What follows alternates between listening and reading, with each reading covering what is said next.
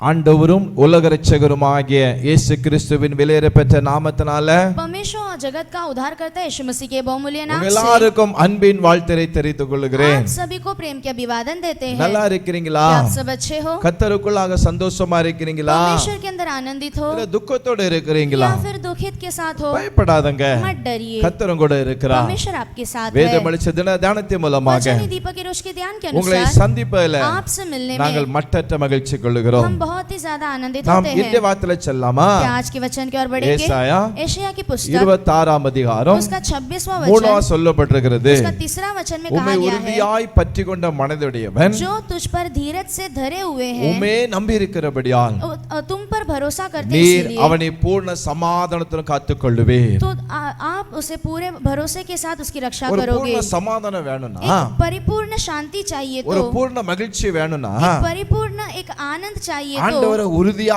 பிடிங்க. परमेश्वर को जो स्थिरता से पकड़िए, அவரை உறுதியா நம்புங்க. उस पर स्थिरता से विश्वास அவரை रखिए, விட்டு விடாதீங்க. उसे मत छोड़िए, அவரை பிடித்துக் கொள்ளுங்க. उसे पकड़ लीजिए. அவரை நீங்க பிடித்துக் கொள்ளும் பொழுது, उसे पकड़ते समय, அவர் மேல் நம்பிக்கையா இருக்கும் उस பொழுது पर भरोसा रखते समय உங்களுடைய வாழ்க்கையில आपके ஒரு जीवन में பூர்ண சமாதானம் एक உண்டு, परिपूर्ण शांति है, ஒரு பூர்ண சந்தோஷம் एक உண்டு. परिपूर्ण आनंद है. அவரை விடாதீங்க. उसे मत छोड़िए. அதான் சொல்லப்பட்டிருக்குது. वही कहा गया உங்களை है, உறுதியாய் பற்றிக்கொண்ட மனதுடையவன் जो आपको धीरज से धरे हुए हैं, உம்மையே நம்பி இருக்கிறபடியால் आप पर भरोसा रखते நீர் அவனை हैं, பூர்ண சமாதானம் காத்துக்கொள்ளுவே. उसे पूर्ण शांति देकर उसकी रक्षा करते हैं. பூர்ண சமாதானம் உங்களுக்கு கடந்து வரட்டும். परिपूर्ण शांति आपके लिए आएगी, பூர்ண சந்தோஷம் உங்களுக்கு கடந்து வரட்டும். परिपूर्ण आनंद आपकी ओर உங்க आए, துக்கம்லாம் மாறட்டும், आपका दुख बदल உங்க जाए, பிரச்சனைகள்லாம் आपकी மாறட்டும், समस्याएं बदल உங்க जाए, உபத்திரவங்களுக்கு ஒரு முடிவை கர்த்தர் கட்டளையிடுவார். आपके क्लेशों के लिए परमेश्वर एक अंत को वो கர்த்தர் देगा. தம்முடைய சமாதானத்தினால் अब परमेश्वर अपनी शांति से, சந்தோஷத்தினால் आनंद से உங்களை நிரப்புவாராக, आपको भरेगा, உங்களை ஆசீர்வதிப்பாராக. आपको आशीष करे. நாம் हम ஜெபிக்கலாமா? प्रार्थना करेंगे. நல்ல பிதாவே நன்றி செலுத்துகிறோம். अच्छे पिता आपको धन्यवाद இந்த करते हैं. அருமையான வேளைக்கு உமக்கு इस ஸ்தோத்திரம். अच्छे समय के लिए आपको धन्यवाद. சமாதானமற்று